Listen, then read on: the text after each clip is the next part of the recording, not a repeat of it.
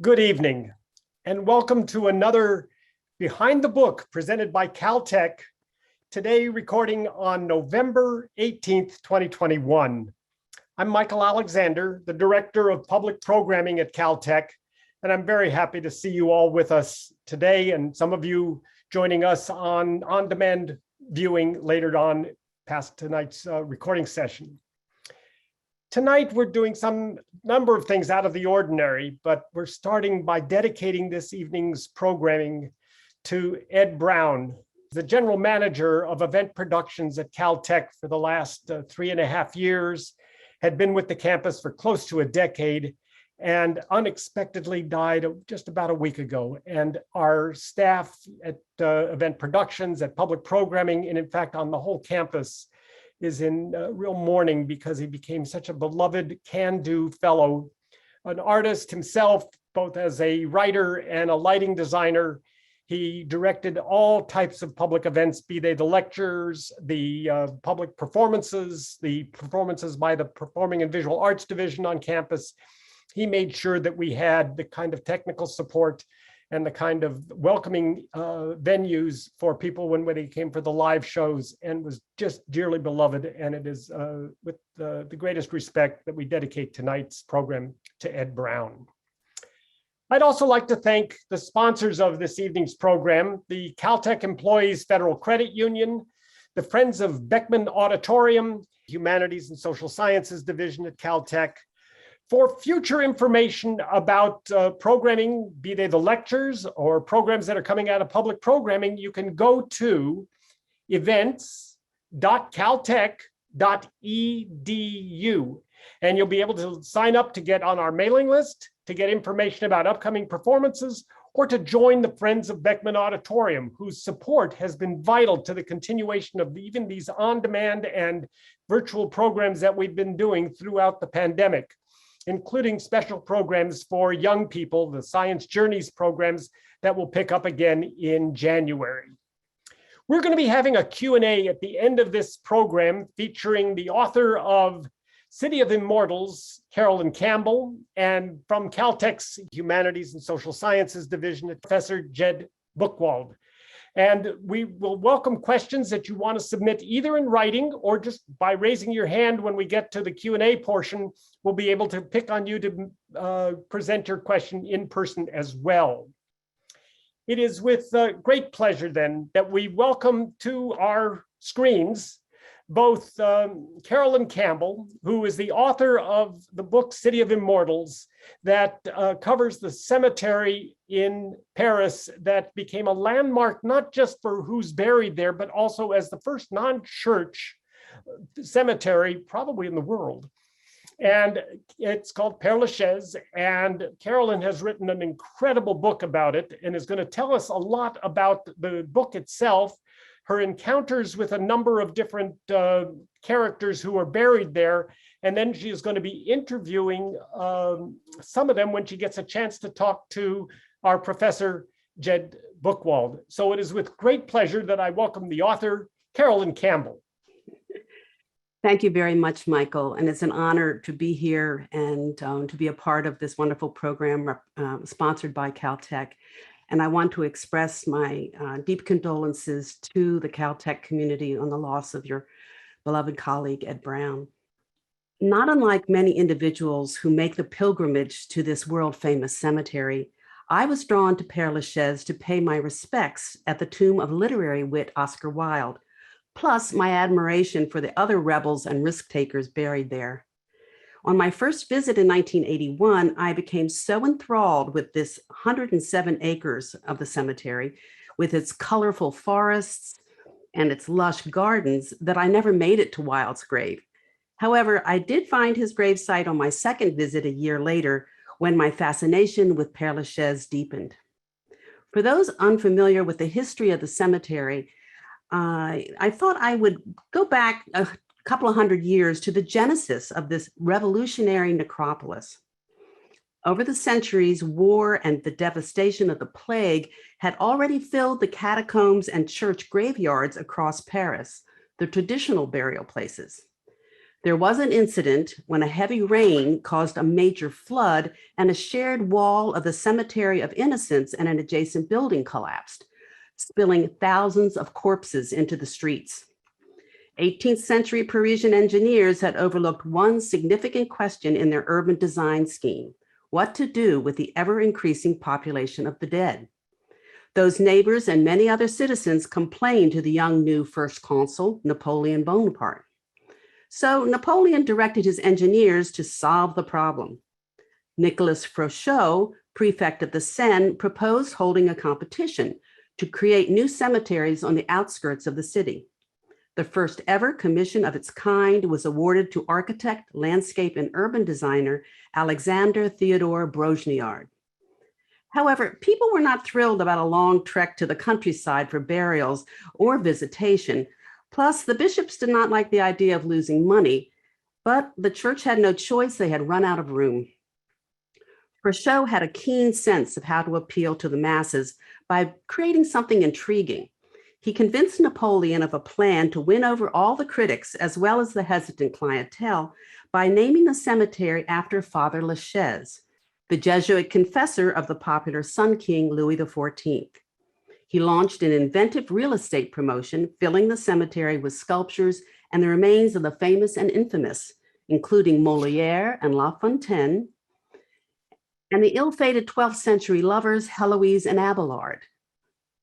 The grand opening of Père-Lachaise Cemetery was held on May 21st, 1804. We have the 19th century architects to thank for moving away from the Christian-dominated imagery of a cemetery as filled with macabre sadness and a frightful place with dead bodies, to the pantheistic view of a cemetery that reflects a more peaceful concept of a sweet rest. After all, the earliest interpretation of the word cimetière was a place where one sleeps. Etienne Louis Boullé, one of the most admired architects of the period, and the mentor of Brongniart, was a proponent of the pre-Romantic celebration of the divinity in nature. Brongniart carried out this concept in his revolutionary garden-style plan that has stood as a model for cemeteries in the US and Europe, including Highgate Cemetery in London and Mount Auburn in Cambridge, Mass. And I think locally here in Los Angeles, to some extent, the design concepts for Hollywood Forever, Rose Hills, and Forest Lawn cemeteries.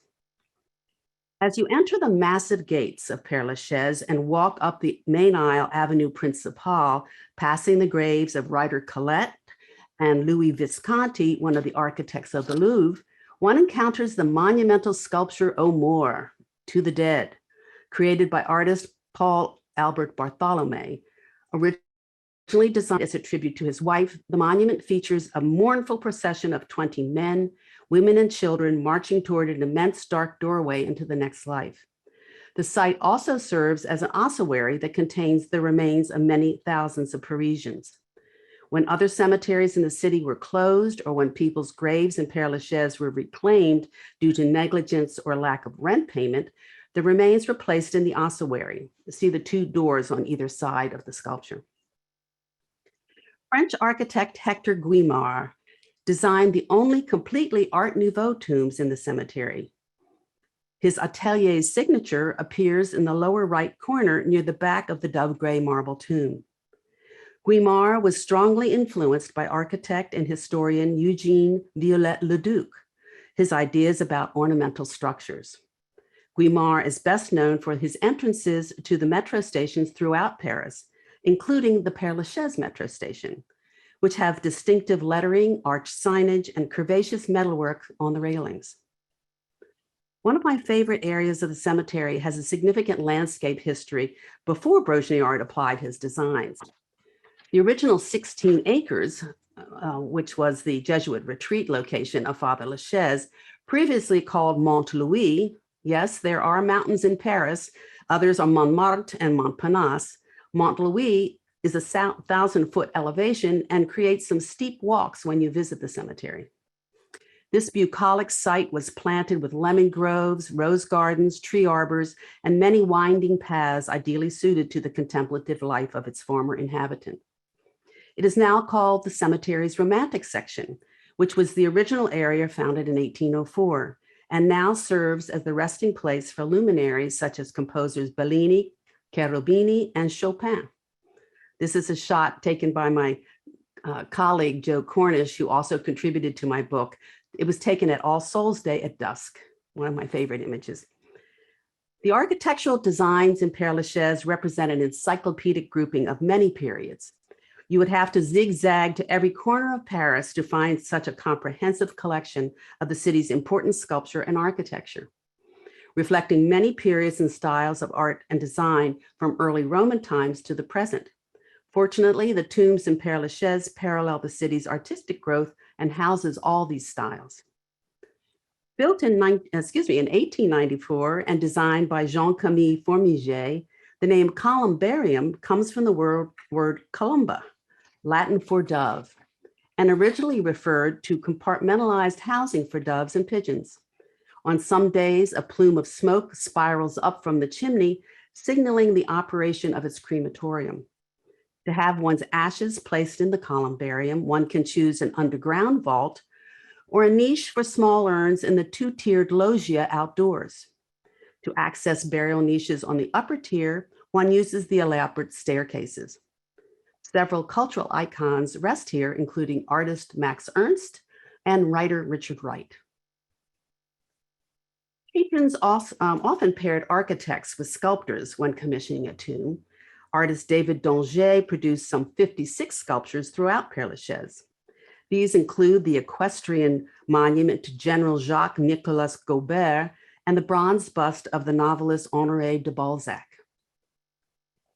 Sculptor Antoine Etex had numerous examples of his work throughout Paris, including Père-Lachaise. He was commissioned to create the rectangular panel sculptures of peace and resistance on top of either side of the east facade of the Arc de Triomphe. These and other high-profile commissions established his stellar reputation. However, his most famous work is the tomb he designed for fellow artist Theodore Géricault, with bas-reliefs of the painter's artworks, including the raft of the Medusa on its base. When visiting the cemetery, make sure to do a full 360 of these tombs to look for the signatures of the artists or architects. You'll find the signature of Etex under the bronze pillow where Géricault's left arm rests. Controversies sometimes followed artists, and the American-born sculptor Sir Jacob Epstein caused a stir with his monument to Oscar Wilde. He carved the tomb from a 20-ton monolith extracted from an English quarry. It presented an enormous challenge to the artist, who spent 9 months carving the large stone on site without referring to preliminary smaller models. A nude winged sphinx, the crown on the figure's head, and the hairstyle are reminiscent of the winged Assyrian bulls in the British Museum, which date to 710 to 705 BC.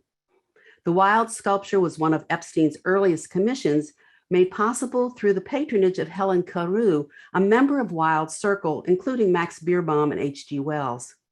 The work received high praise following the press preview, but due to its prominent male parts was condemned as indecent. The sculpture on Wilde's tomb was at one point covered with a tarp by the French police. It was the last scandal attributed to the revered writer. Many pilgrims coming to the cemetery are bearing mementos to leave at grave sites: flowers, photos, a personal item, letters, even the occasional marijuana joint at the grave of Jim Morrison of the Doors. And small pebbles, a Jewish tradition, signifies having visited a loved one, as seen on the grave of Gertrude Stein.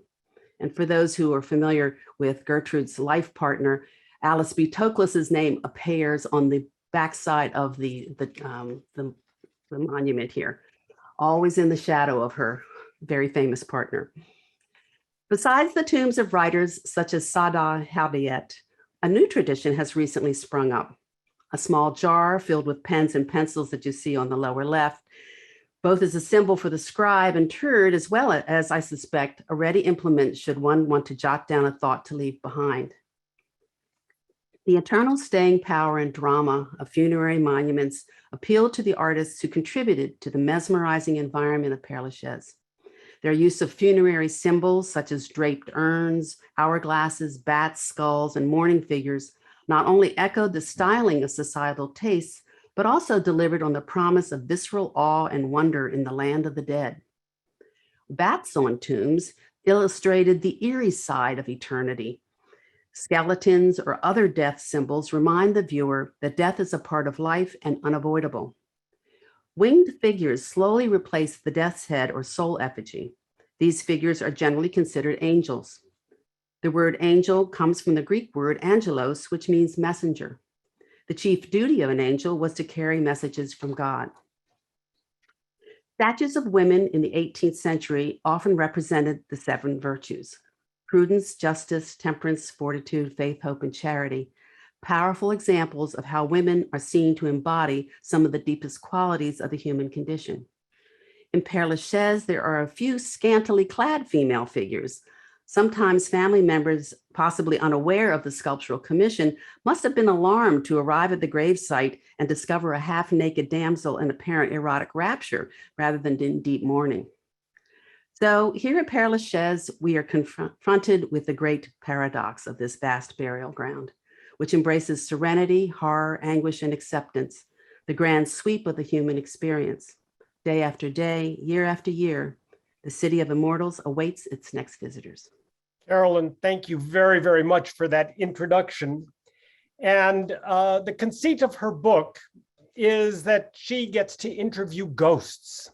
In her case, in the book, she's interviewing the ghosts of many of the artists that are buried there. Tonight, as a Caltech special, we get a chance to have Carolyn interview some of the scientists that are buried there, and we have discovered there are quite a number. Channeling them will be Professor Jed Buchwald from our Humanities and Social Sciences division. And I'm going to turn this back over to Carolyn as our escort as we go into Père-Lachaise. Thank you, Michael. My first conversation this evening will be with Jérôme Lalonde, who was a French astronomer, Freemason, and writer. He was born on July 11th, 1732 in Bourg-en-Bresse, France, and died on April 4th, 1807 in Paris. He is buried in the 4th division of Père-Lachaise Cemetery, where his grave is marked by a simple granite headstone. Bonsoir, Monsieur Lalande. Well, thank you very much. It's been 214 years now as I am the body of this professor at Caltech Polytechnique. Well, Monsieur, I would like to begin our conversation by hearing your thoughts on your own legacy in the astronomy field. Well, of course, I was never one of the great theoreticians and mathematicians, though I was not bad in mathematics. But I did substantially advance the observational properties of astronomy at the time. I started as a young man by making lunar parallax observations way down at the Horn of Africa with the great Nicolas Louis de Lacaille, who was one of the great astronomers of the time. I corrected the tables for the return of Halley's Comet, recalculated them for their return with a very famous astronomer by the name of Alexis Clairaut, and a lady we may talk about a bit later by the name of Madame Nicolene Laporte. So I just want to say that though I may not have been one of the great theoreticians of the time, we who toil in the trenches of observation must also be appropriately recognized. You're far too modest, Monsieur. I might point out for our guests just a few more accolades. The creator Lalande on the moon is named after you. For some time, you have been creating a major star catalog, and by 1796, it contained 30,000 stars. But when you published the Histoire Céleste Française in 1801, it included a catalog of over 47,000 stars. Yes, indeed. Of course, I did not do that by myself. I had not just assistants, but collaborators. We may speak about some of them in a moment. And it was extremely important to produce accurate catalogs of the positions of the stars, not just for astronomy, but also for navigation. Because it is through navigational techniques using stellar observations that we could determine precisely where we were. And this took a considerable amount of work. computations, which were quite complex and could not possibly have been done by myself alone. Well, speaking of your associations, you were known quite as a ladies' man and propositioning young women even in your day. However, you were the rare feminist in that era and helped many women in the field. Could you tell us a bit about that? Yes, I could. Of course, I don't quite understand this modern terminology and so on, but nevertheless, I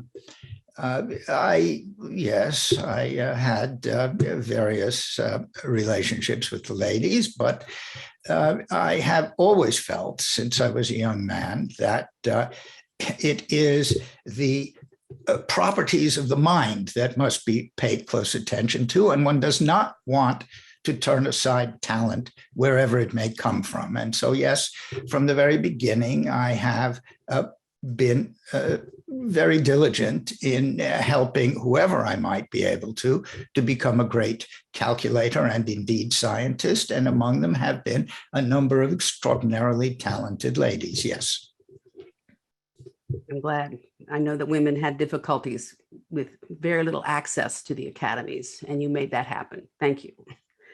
Your character seemed to contain many contradictions. For one, you were a free thinker, yet preferred the monarchy. Plus, what I found most interesting was that you admired the Jesuits, though you were an avowed atheist. Can you explain why?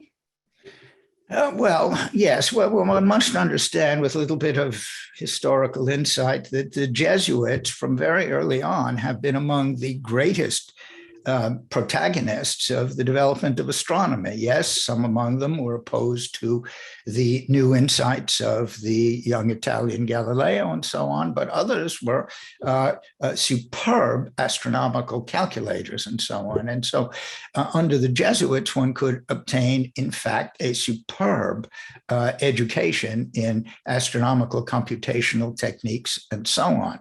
On the other hand, of course, I rejected the utter religious nonsense that these priests promulgated, but I must say that the mathematicians among them never foisted that too much strongly upon me. Didn't some of those beliefs cause some awkward moments in your relationship with Napoleon, who valued certainly your considerable gifts, but also he valued the support of the church? Yes, Napoleon. Well, of course, I was a rather older man by the 18th century standards by the time that Napoleon had taken over from the Directory and eventually became emperor. After all, I died in 1807, only a few years after he had become emperor. Napoleon, whom I had met a fair number of times, you are looking, by the way, behind me at a drawing earlier in the century, 18th century, of the great observatory of Paris. He was and thought of himself as a great supporter of the sciences, but he was a politician as well.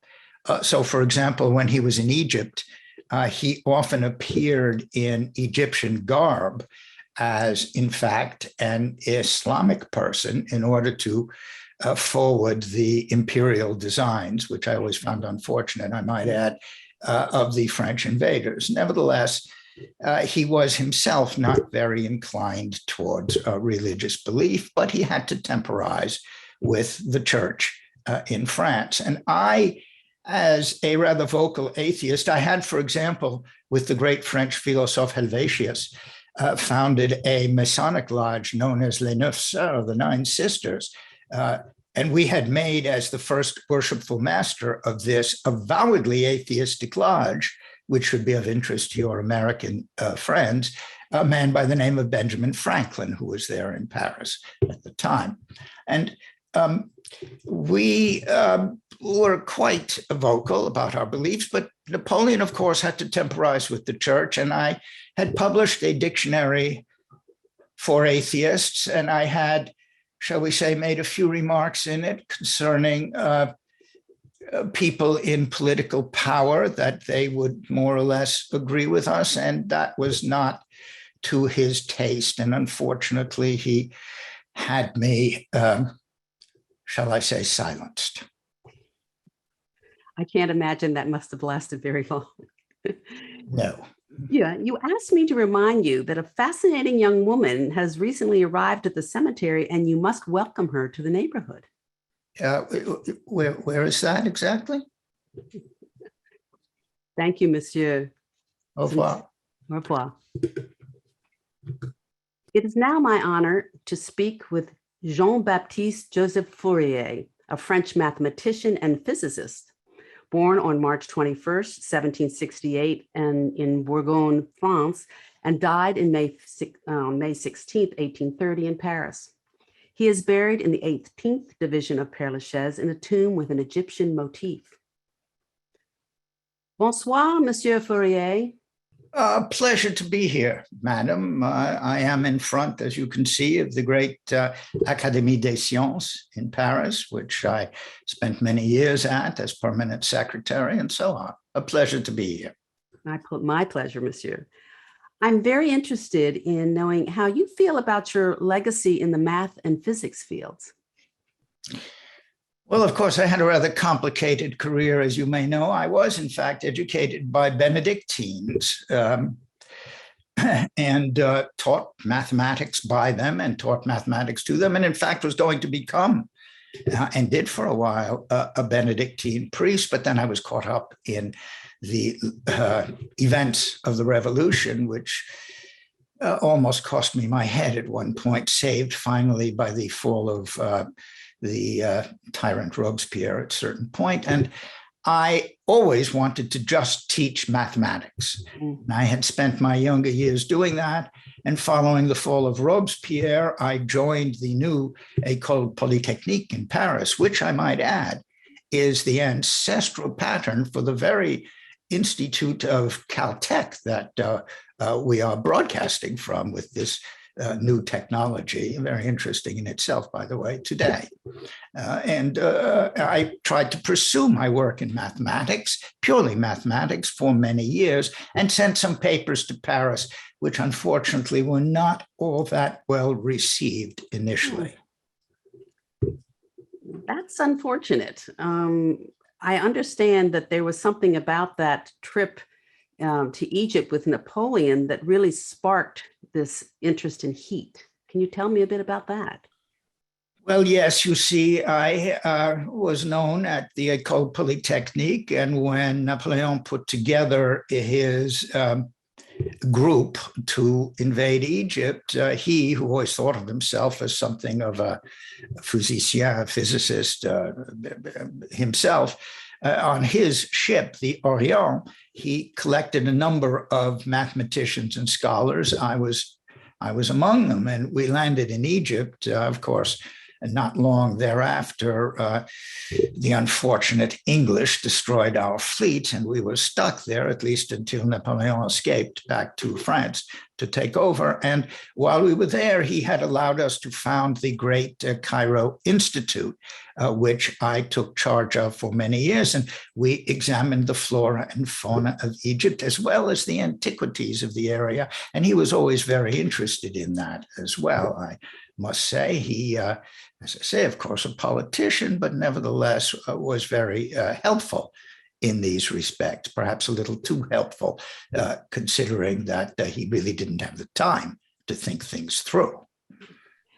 I found that specifically the Fourier series in mathematics and the Fourier equation for the propagation of heat became fundamental in scientific work of the time. I noticed that that terminology wasn't used back then, but wasn't this, in fact, the greenhouse effect?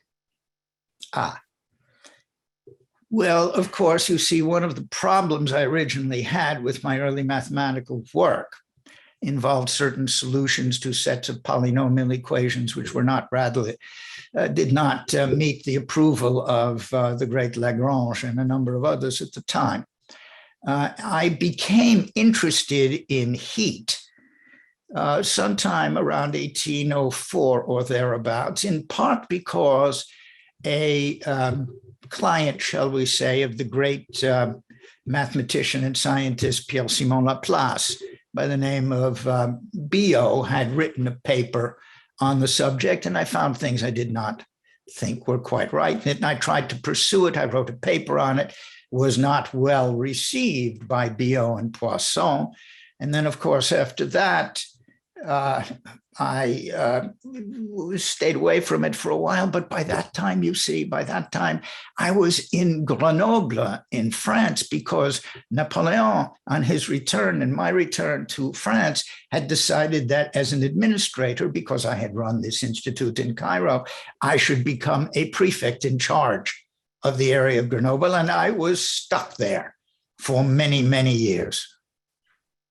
So your heat exercise, unfortunately, was thrown into the bitter climate of the winters of Grenoble. I'm sorry to hear that. However, wasn't the science behind what you did really point back to your work when people are now looking at the greenhouse effect?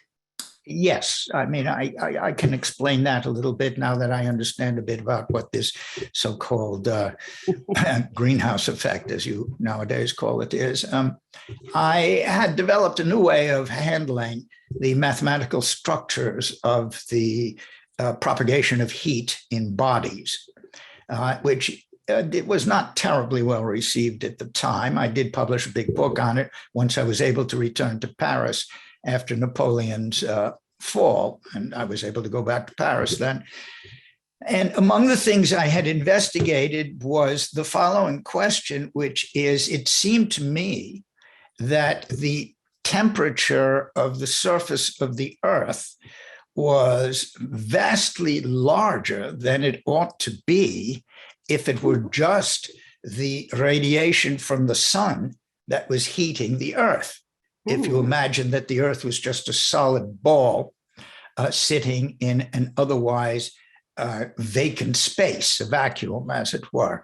That did not work well. And I tried all sorts of adjustments. And then it turned out that a naturalist I knew by the name of de Saussure had done some experiments in which he had a vase lined with cork, and he'd inserted a series of glass panes in it, separated by little vacancies filled with air. And he had discovered that sealing it and letting it be heated up, the inside stayed much hotter than the series of segments on the outside, indicating that the air somehow seemed to be retaining heat.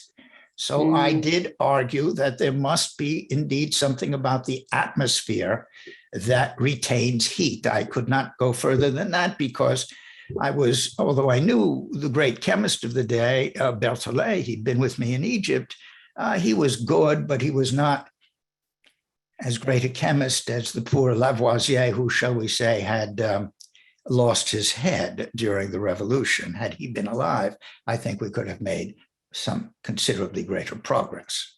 You made plenty of headway in your day, so to speak.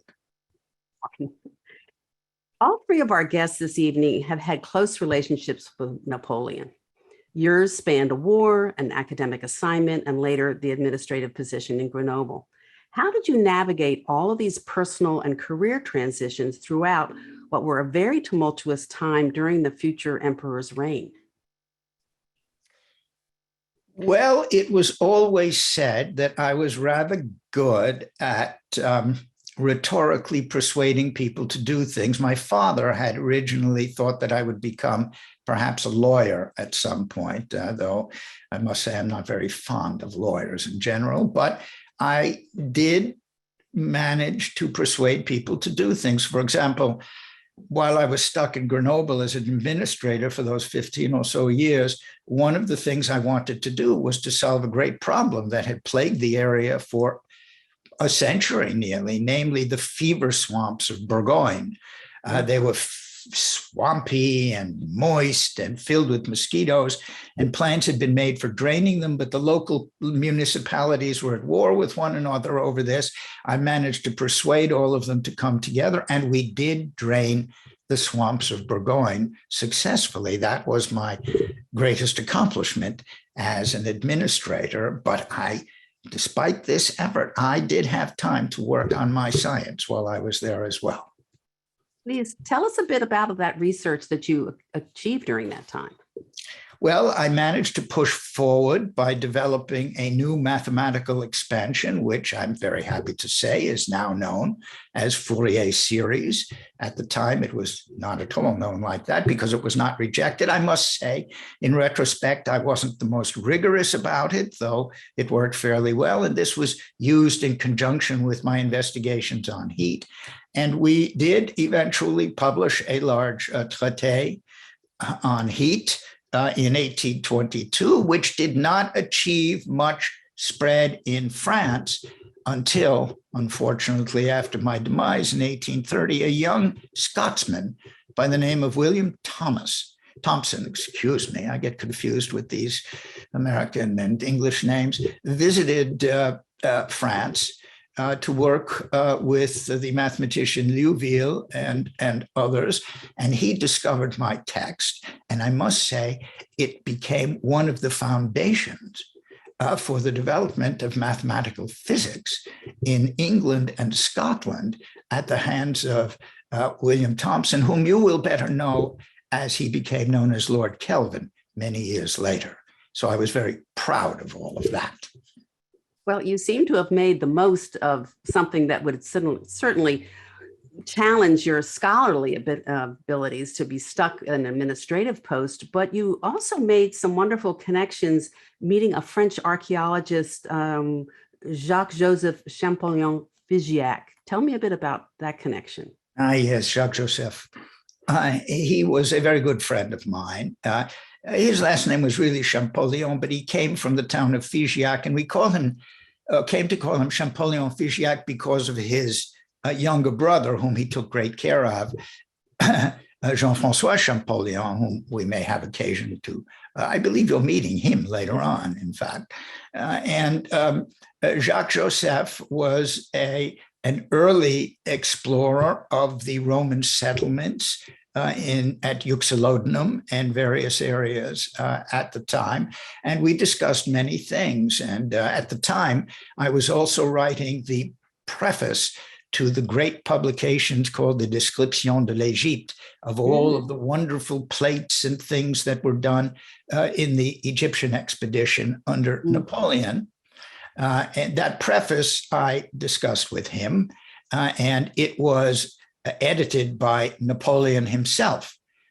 In fact, let's just say that he had a number of words concerning the reference to the political governors of the area at the time, but on the whole, he left it alone. So I did have time to pursue that sort of thing and get to know Jean-François and Jacques Joseph quite well at the same time. There were also some interesting discoveries you recalled to me earlier about the religions being based on astronomical myths. Can you explore a bit about that with us? Yes. Well, you had previously spoken to Jérôme Lalande, whom I knew. He unfortunately passed away in 1807. And Lalonde had been a great supporter of the work of a rather controversial man who, however, during the early years of the revolution was very widely supported, by the name of Charles Dupuy. And Dupuy had written a text, and a very interesting one, which I found myself quite persuasive, in which he argued that all religions, or as we say in French, culte, that doesn't mean the same thing as cults in your language, but nevertheless, all religions derive from mythologies grounded in myths concerning the heavens, the deities populating the heavens, who may occasionally appear in human or animal form on the earth itself. Polytheism, monotheism, all of this, Dupuy had argued. Napoleon was quite fond of it. And in fact, he made sure that Dupuy's works continued to be published, even despite the great antagonism to it of the church and so on. In those early years of the 1800s, a design from one of the temples in Egypt had appeared of what looked like a depiction of the heavens, a zodiac. That had gone to Lalande at first, and he thought that if it is a depiction of the heavens, you could use astronomy to calculate when it was done.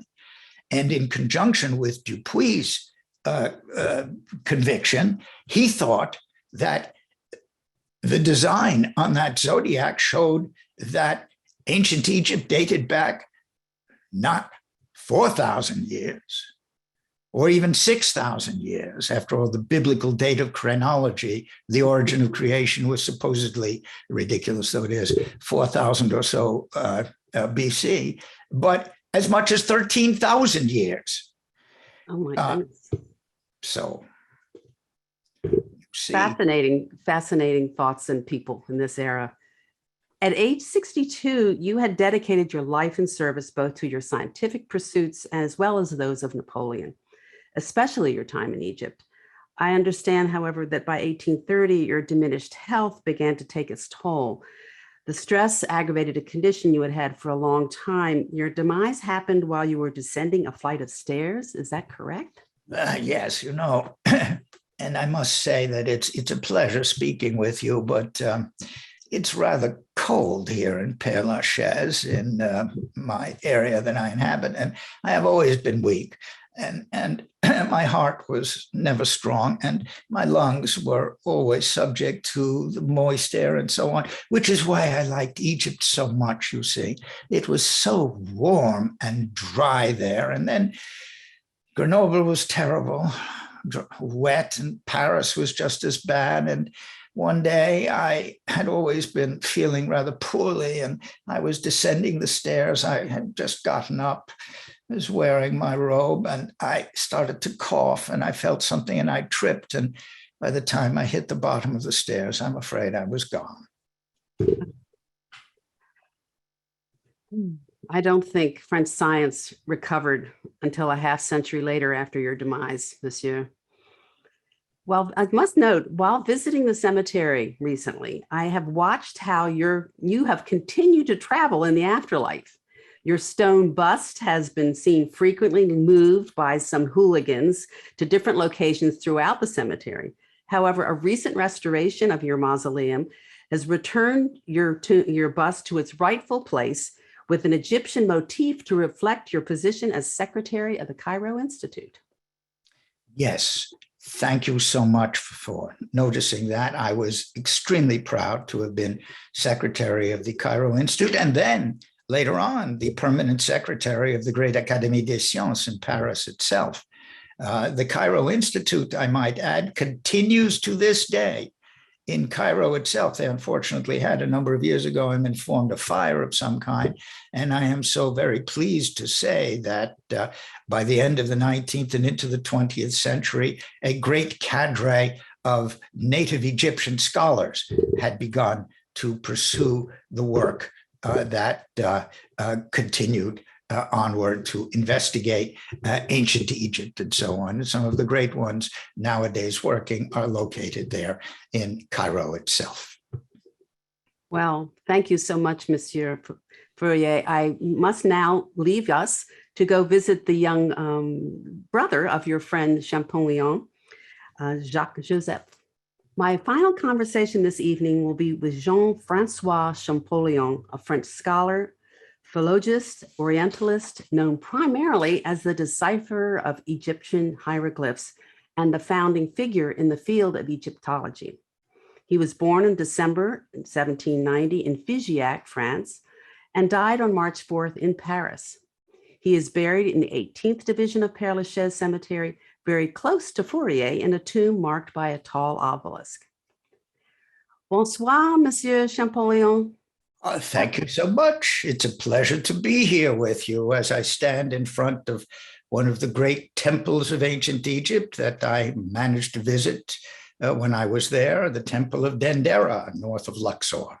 Well, I'm so looking forward to hearing from you about just a few of the most important aspects of your life and scientific contributions.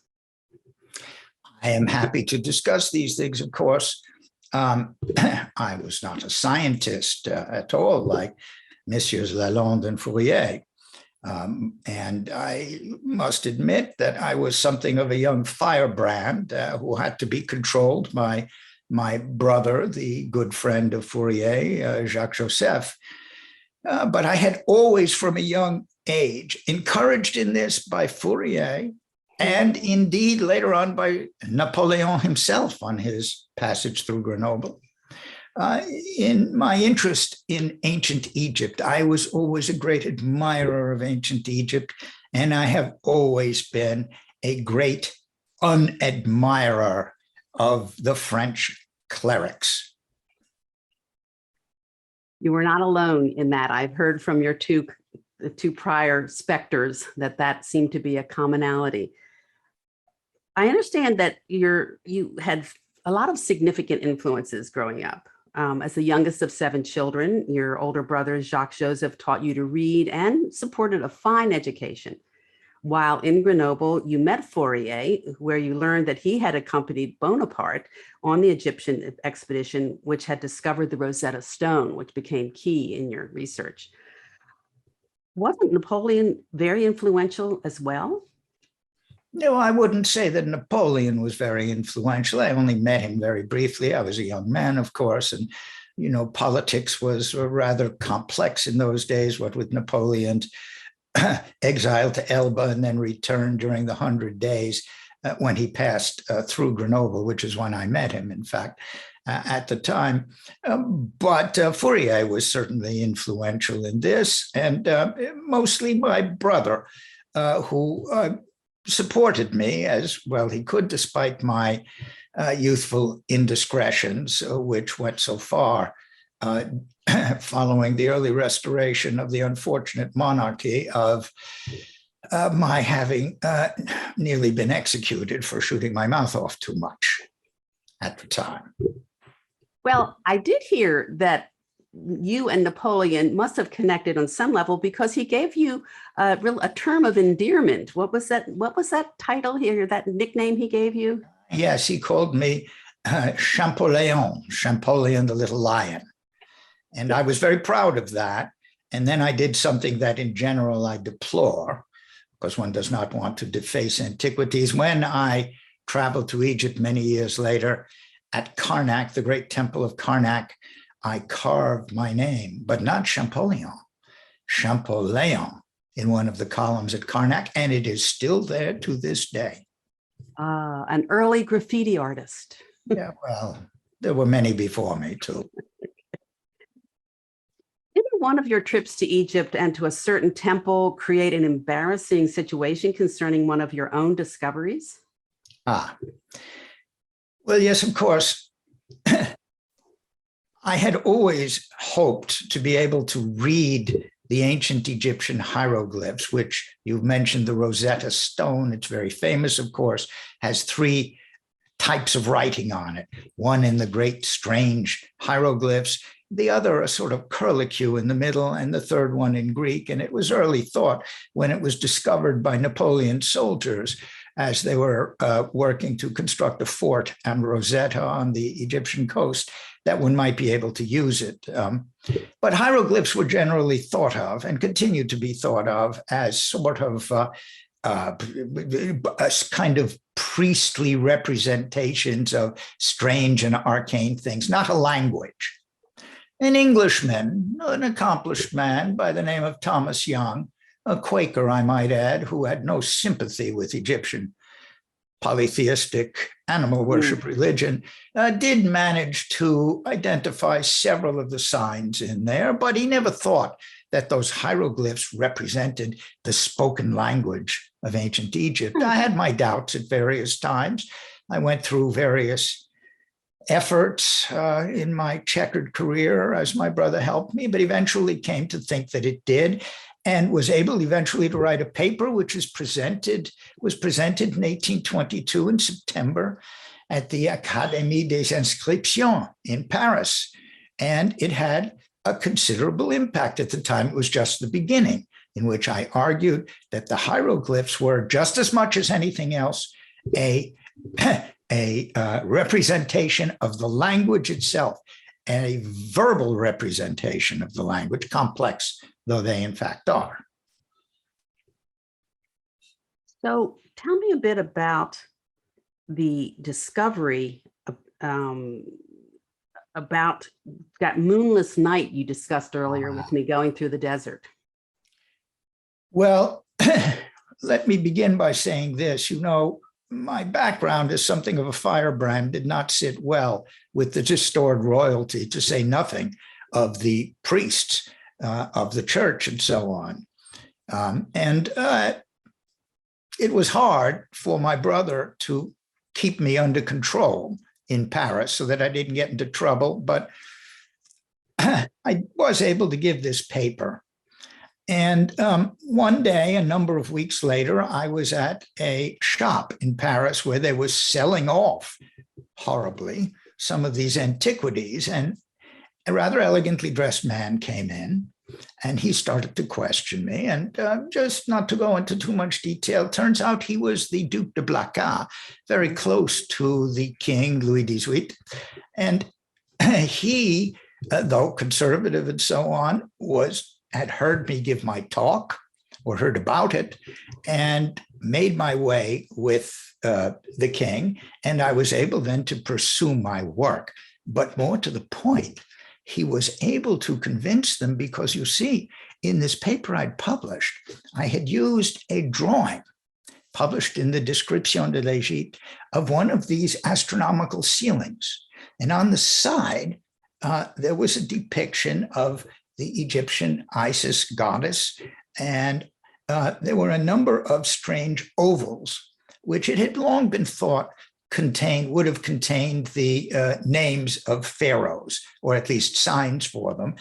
And I read one of those, based on this drawing in the Description de l'Égypte, as having the Greek word autokrator, or dictator or leader, in there, thereby indicating that the temple in which this was carved, the Temple of Dendera, must have been built during the times after Alexander had conquered Egypt in the 3rd century BC. And therefore, contrary to what some of the astronomers were saying, including Fourier and Lalande, it could not possibly have been built before the date of biblical creation, which I could care less about, but nevertheless, this was, well, ironically, when I visited Rome sometime later, though I was married with a daughter by then, the Pope, an unfortunate Pope at the time, nevertheless offered me a cardinalship.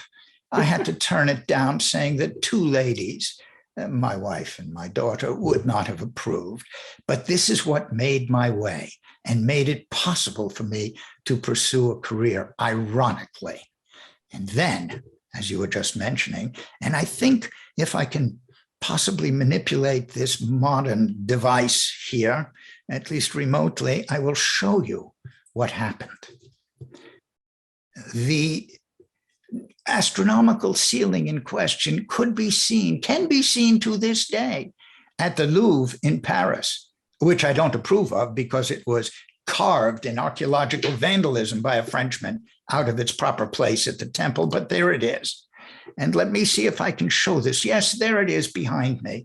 You see a depiction of this astronomical ceiling. This is actually in the Louvre, and it contains what looked like signs of the zodiac and stars on it. And the scientists, the astronomers, thought you could use this to date when it was done. I demurred on that. I regarded it as a linguistic structure with astrological and only partially astrologically astronomical signification. I might say, by the way, I was mostly right about that, though not entirely in retrospect. In any case, next to it, but not brought back to Paris, but left in Egypt, but depicted in the great Description de l'Égypte, was this. This was the oval, or called by cartouche by the French soldiers, because it looked like cartridge cases, cartridge case.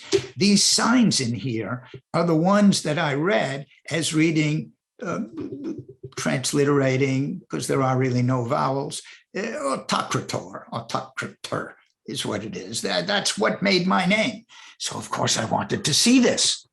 So I traveled. When I traveled to Egypt much later, we headed on a moonless night across the desert from the Nile to the Temple of Dendera. We couldn't quite find our way, but we ran across this unfortunately terrified young man who nevertheless took us there. And there we sat in almost ecstatic contemplation of this temple until the next morning we headed towards it because I wanted to climb up.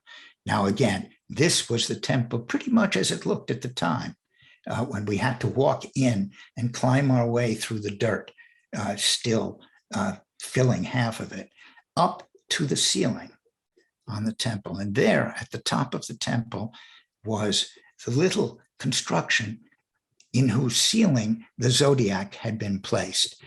And we walked up there and we walked past it, and through that door is the enclosure in whose ceiling the zodiac had been. Of course, it wasn't there anymore. It was in Paris.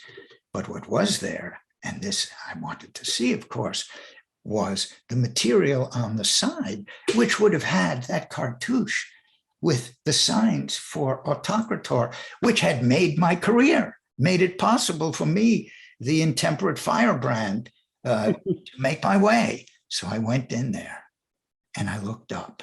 And what did I see? I will show you what I saw. There was nothing in that cartouche at all. It was empty. Oh, no. The artists in the Description de l'Egypte, the graphic artists, thought it didn't look good, so they had put some signs in there. Oh, my. I wrote my brother. I wrote my brother about this. I said, hold your laughter, friends. This must not be made known. And indeed, I was never a healthy person. I collapsed in a fit of known as apoplexy in 1832, and my brother tended my reputation thereafter, and he published nothing about this until 20 years later, when he published a collection of my drawings there, in which he very carefully said all of the cartouches in the temple were empty. I can tell you in retrospect, this is because the temple was to be the tomb of Cleopatra. She, of course, died, and then her son, by Caesar, Caesarion, was, shall we say, done away with by Caesar Augustus, Octavian, and the temple's cartouches were never filled in. That's astounding. Astounding. And I'm so glad that they have, your brother and familial secrecy have kept that private. I'm so glad that over your vast career, your myriad of talents were rewarded. You were named curator of the Egyptian collection at the Louvre, conducted another archaeological expedition to Egypt, and received the chair of Egyptian antiquities created especially for you at the Collège de France. But you only lectured a few times before because your health, ruined by the hardships of the Egyptian journey, forced you to give up teaching. I see a lot of sad parallels to your and Fourier's physical stresses after enduring your time in Egypt. What was going on in your personal life?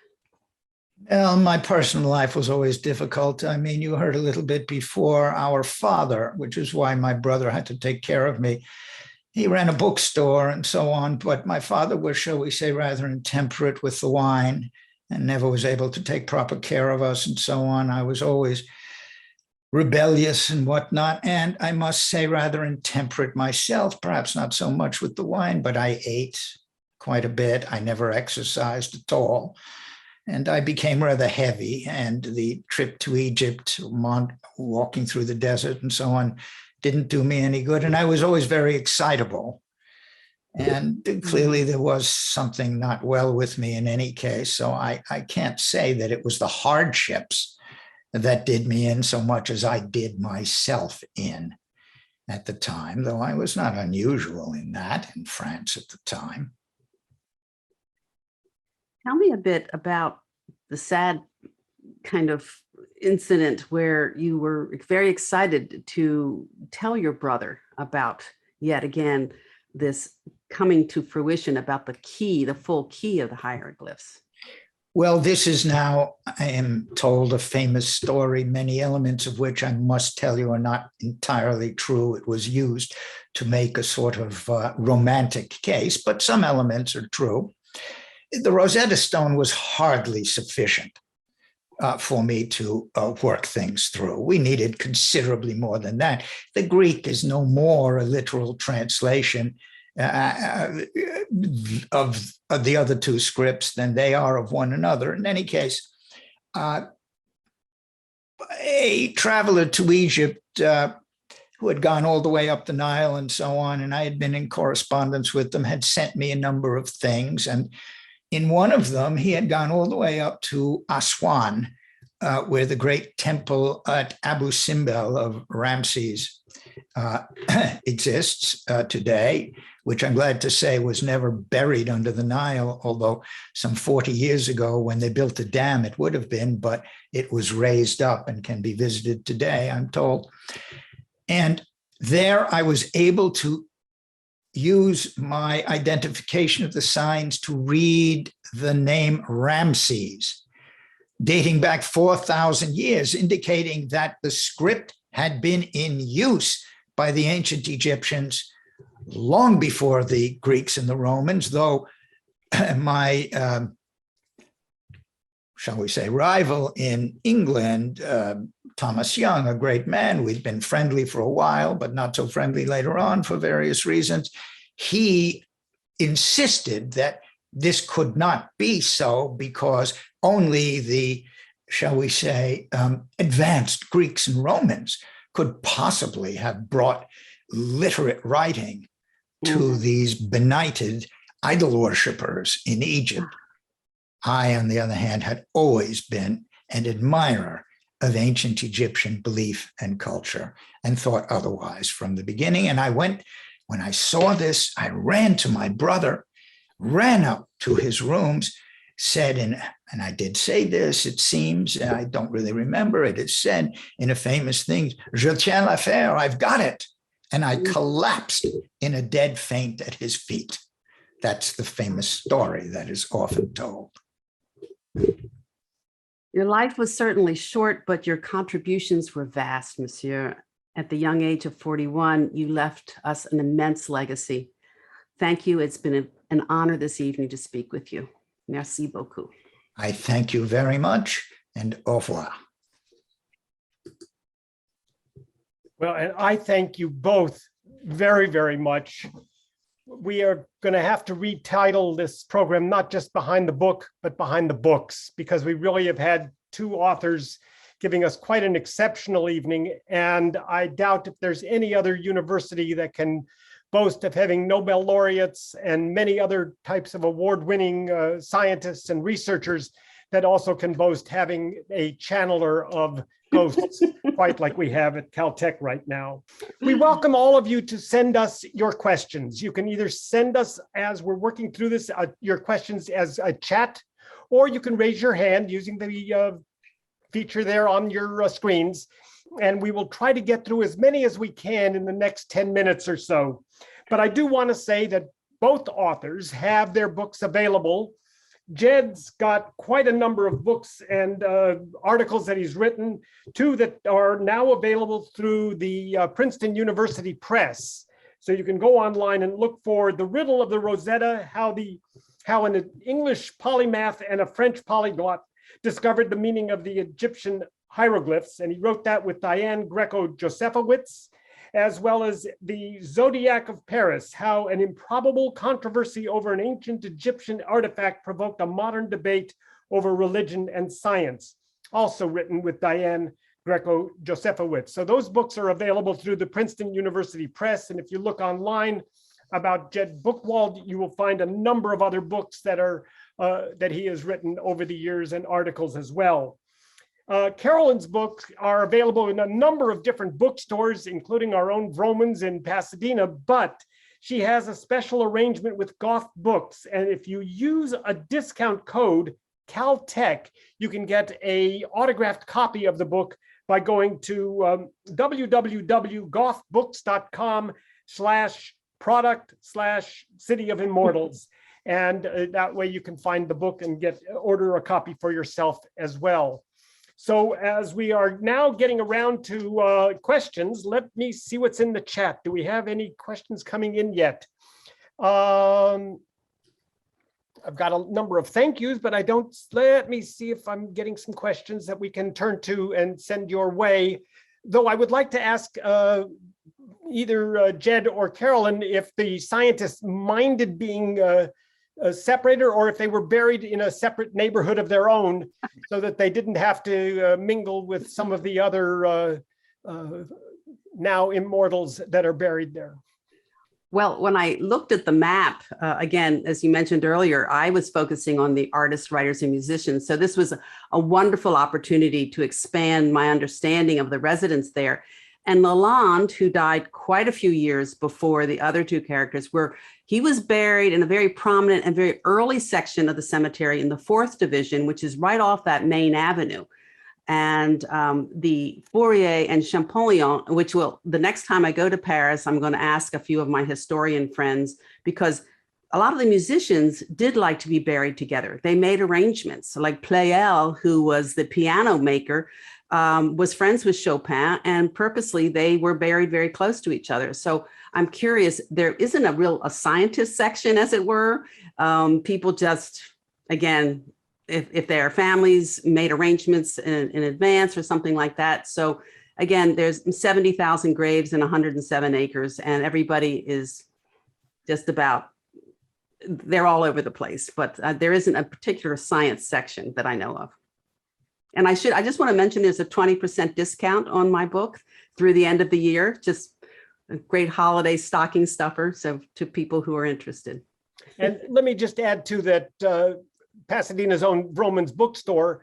If you are a Caltech faculty or staff member, your copy can be delivered to you on campus through a new partnership that we've got with Vroman's Books called the Vromans at Caltech Library. I will make every effort before this program's ever over to put into the chat. In fact, there are some, if you look at the chat, you'll see some links already listed there for Vromans, and we'll try and get the one up for Goff, and we'll try and get up the one for well, I don't know if I've got one for Princeton University Press, but that shouldn't be too hard for people to remember and find as well for the other books. I see the Goff Books link up there and the password. That's good. Oh, that's good. So it made it already. Thank you for helping us there. Jed, I've got to ask you about your theater background, because you've got a second career waiting for you if ever you tire of being a professor at Caltech. It was quite remarkable. You had something to say? Yeah, no, I have no theater background, but I have been lecturing to students for 50 years now. Well, it was just really quite wonderful to get to meet those scientists through you. Anna Lynn Ravella, you have a question. If you unmute yourself, you can ask it, or I think that would probably be the best way to go with it, because I don't know your question. Go ahead, Anna Lynn. Thank you. Yeah, I think there are actually a few questions in the chat, but my question is there a French translation of your book? And how are the French people receiving this particular book? Because it's so fascinating. It's a wonderful take on the, well, my accent is horrible, by the way, but your accent is beautiful. Thank you for your question, Anna Lynn. My publisher, Goff Books, is currently pursuing a French translation. The app, which is available, is in English and French, and it is it's excerpts from the book on a GPS app for both Android and iOS phones. And it's being received very well by the French. As a matter of fact, one of my earliest, before the pandemic, I spoke at the Alliance Française de Pasadena. And I've also spoken at many of the Alliance Française outlets. There's something like 117 across the country. And once the pandemic set in, I went on Zoom. And so the audience has been quite large. And as Michael mentioned, this past on November 6th, the Lycée Français hosted a festival that was inspired by my book, and it was a day-long event. So the French have really embraced it, and it warms my heart that I've been able to kind of gather all of this information, which amazingly, a lot of my French friends were not aware of the history of Père-Lachaise. So it's been a great gift to a city that I really admire. Thanks.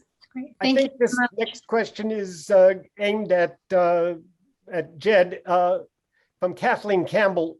What led Napoleon to think of himself as an astronomer? Did he have any scientific training?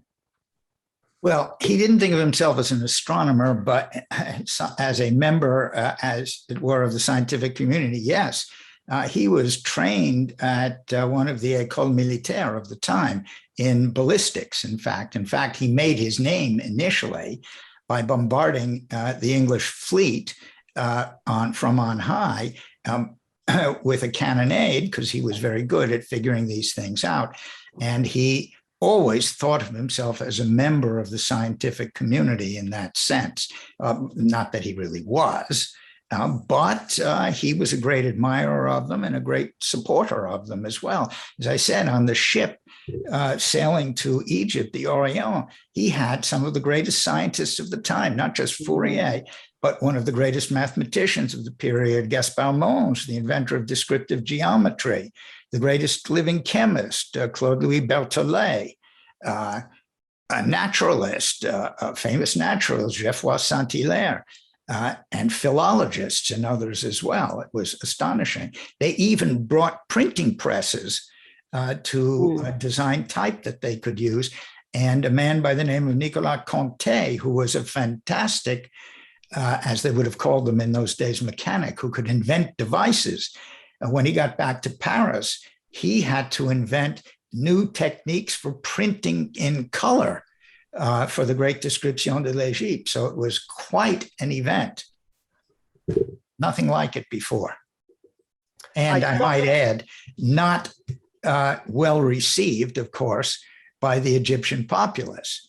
They were oppressed already by the invading Mamelukes, but they certainly didn't welcome the French as new oppressors. There was one question that I saw on the Q&A about, will this be rebroadcast? We do a very quick turnaround at Caltech, and this will be part of an archive. You'll be able to go to Behind the Book as part of the events.caltech.edu site, and you'll be able to view this and direct your friends to view this as well. This last question that we're going to have tonight is coming from Claudia Kahn. Claudia, please direct your question. This is her husband, Michael. She's out of the room temporarily, and she wanted me to ask this question.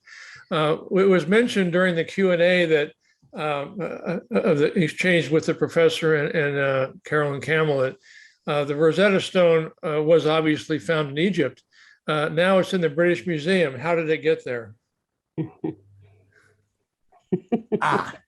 Well, it was dug out during the excavations rebuilding the fort at Abu Qir in Rosetta by the French. And they were very excited about it and said, but of course, after Nelson's destruction of the French fleet at Abu Qir Bay, and then a couple of years later, the negotiations that went on, part of the negotiations involved the British taking most of the antiquities away with them, not all of them.